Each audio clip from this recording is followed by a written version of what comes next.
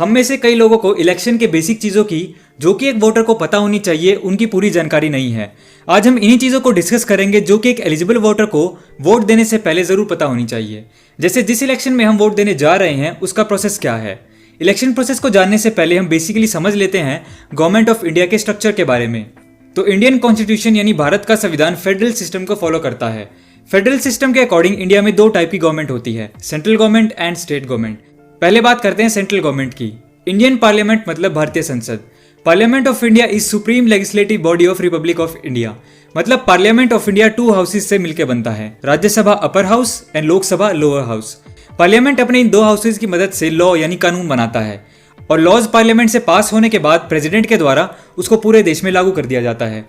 According to the constitution of India Rajya Sabha में maximum 250 members हो सकते हैं and current laws and provision के हिसाब से इसमें 245 मेंबर्स हैं। एंड वहीं लोकसभा में मैक्सिमम 552 मेंबर्स हो सकते हैं एंड करंटली इसमें 545 सीट्स हैं। तो ये सारे मेंबर्स संसद भवन यानी द हाउस ऑफ पार्लियामेंट जो कि दिल्ली में है उसमें मीटिंग करते हैं एंड लॉज से रिलेटेड डिस्कशन करते हैं। ये मीटिंग्स प्रेसिडेंट ऑफ इंडिया के अंडर होती है, जिनके पास इस मीटिंग को बुलाने और रद्द करने के राइट्स होते हैं। तो ये हमने समझा कि बेसिकली पार्लियामेंट होती क्या है, बट हमारा मेन फोकस है कि ये जो पार्लियामेंट मेंबर्स है इनका चुनाव कैसे होता है। तो इस टॉपिक से हम आ जाते हैं हमारे मेन टॉपिक पर, types of elections in India. तो बेसिकली 3 टाइप्स के इलेक्शंस होते हैं, जनरल इलेक्शंस यानी Lok Sabha elections, Rajya Sabha elections and state assembly elections. Lok Sabha elections की बात करें तो इसके इलेक्शंस हर 5 साल में होते हैं एंड इसके मेंबर्स को डायरेक्टली वोटिंग करके भारत के लोगों द्वारा चुना जाता है। इस पर्पज के लिए जैसा मैंने बताया कि करंटली 545 सीट्स हैं, जिसमें से 2 सीट्स एंग्लो इंडियन कम्युनिटी को प्रेसिडेंट ऑफ इंडिया नॉमिनेट करते हैं।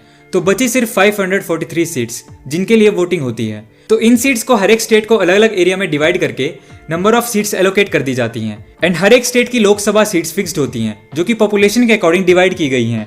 फॉर एग्जाम्पल 2014 जनरल इलेक्शन में दिल्ली में 7 लोकसभा सीट्स थी एंड यूपी में सबसे ज़्यादा 80 सीट्स थी, क्योंकि यूपी की पॉपुलेशन सारी स्टेट में सबसे ज़्यादा है।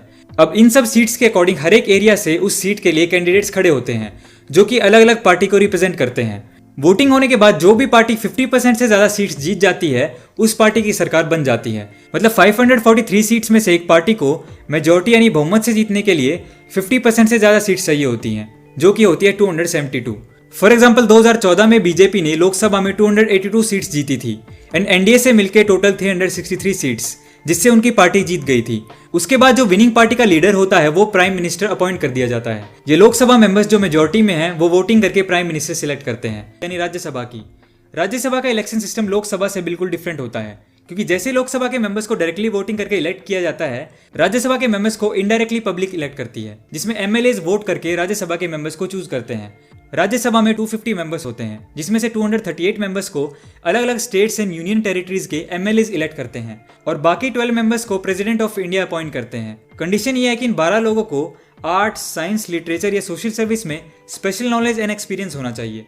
For example Sachin Tendulkar and actress Rekha को 2012 में इसके अंडर नॉमिनेट किया गया था। हर एक स्टेट की राज्यसभा सीट्स फिक्स्ड होती हैं। एक स्टेट कितने राज्यसभा मेंबर्स भेज सकती है ये उसकी पॉपुलेशन पर डिपेंड करता है। हर राज्यसभा मेंबर्स 6 साल तक के कार्यकाल में रहता है और इसमें 1/3 सीट्स के इलेक्शन हर 2 साल में होते हैं। तो राज्यसभा के इलेक्शंस के लिए एमएलएज यानी विधानसभा के मेंबर्स एसटीवी सिस्टम यानी सिंगल ट्रांसफरेबल वोट सिस्टम के जरिए राज्यसभा के मेंबर्स को चुनते हैं। ये एसटीवी सिस्टम थोड़ा कॉम्प्लिकेटेड होता है, अगर हम इसको अभी समझेंगे तो वीडियो बहुत लंबा हो जाएगा, इसलिए अभी के लिए हम इसे छोड़ देते हैं और हम चलते हैं अपने अगले पार्ट पर, जो है विधानसभा इलेक्शंस यानी स्टेट लेजिस्लेटिव असेंबली। तो विधानसभा इलेक्शंस मतलब एक स्टेट में विधानसभा के मेंबर्स यानी एमएलएज को जनता वोटिंग करके इलेक्ट करती है।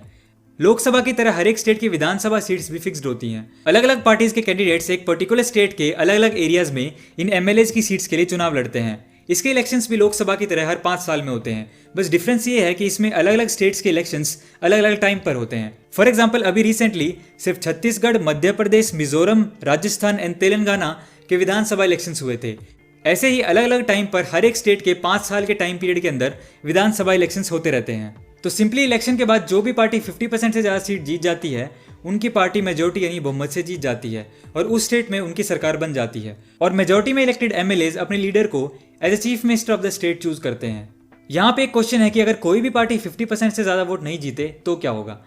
इसका एक एग्जाम्पल है 2013 में दिल्ली के विधानसभा इलेक्शंस, जिसमें टोटल 70 सीट्स हैं, जिसमें इलेक्शन के बाद बड़ी पार्टीज ने बीजेपी ने 31 सीट्स जीती थी, आम आदमी पार्टी ने 28 एंड कांग्रेस ने 8 सीट्स। पर जैसा यहाँ पे मेजोरिटी से जीतने के लिए 36 सीट्स चाहिए, तो इस वजह से बीजेपी बहुमत से सरकार नहीं बना पाई।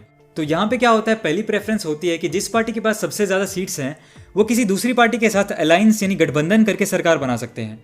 बीजेपी को फर्स्ट प्रेफरेंस दी गई थी पर वो किसी के साथ गठबंधन नहीं कर पाए। फिर आम आदमी पार्टी को सेकंड प्रेफरेंस मिली तो उन्होंने कांग्रेस के साथ अलायंस करके अपनी सरकार बना ली। तो अगर ऐसी सिचुएशन हो कि 50% से ज़्यादा कोई पार्टी सीट्स ना जीते तो वो दूसरी पार्टी के साथ गठबंधन करके भी सरकार बना सकती है, जिसमें टर्म्स एंड कंडीशन डिफाइन हो जाती हैं। तो अब आते हैं इस बात पर कि वोट किसको दें। 2019 में लोकसभा के इलेक्शंस आ रहे हैं और इस इलेक्शन में 13 करोड़ न्यू वोटर्स रजिस्टर हुए हैं। 2014 इलेक्शंस में इवन आफ्टर सबसे ज़्यादा वोट परसेंटेज होने के बावजूद हर 3 में से 2 रजिस्टर वोटर्स ने ही वोट किया था। हम सभी लोग अपने देश के लिए कुछ करना चाहते हैं। देश प्रेम ऐसी चीज़ है, अगर मैं कहूँ हर नागरिक में है तो वो गलत नहीं होगा। तो एज अ जिम्मेदार नागरिक it's not only our right, it's our duty to vote, because हमारे वोट से ही हमारे देश के कोने कोने से अच्छे लोग चुन चुन के आएंगे और अच्छी सरकार बनाएंगे। अब एक बहुत बड़ा क्वेश्चन हमारे माइंड में हमेशा उठता है कि किसे वोट दें, किस बेसिस पे वोट दें। इसका बहुत ही सिंपल सा जवाब है। जैसे हमने अभी समझा कि पार्लियामेंट का स्ट्रक्चर क्या होता है, लोकसभा का इलेक्शन कैसे होता है, इससे हमें ये समझ में आया कि इंडियन कॉन्स्टिट्यूशन में ऑलरेडी इसके बारे में सब कुछ बहुत ही स्ट्रक्चर तरीके से लिखा हुआ है। हमारा काम सिर्फ अपने एरिया से जो कैंडिडेट खड़े हो रहे हैं अलग अलग पार्टीज से, उनके बारे में सोचना है। उनकी education, qualification, career, aspiration, motives, personality, credibility, इन सब चीज़ों को देखना है।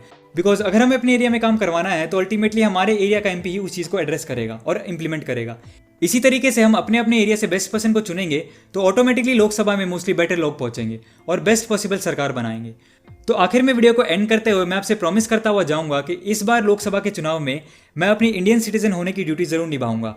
वोट देने जरूर जाऊंगा एंड आप भी जरूर जाएंगे, बिकॉज ये सिर्फ हमारा हक ही नहीं, हमारी जिम्मेदारी है कि वोट दें और अपने एरिया से एक अच्छे कैंडिडेट को जिताएं, because we all want best possible government which will lead to a better India.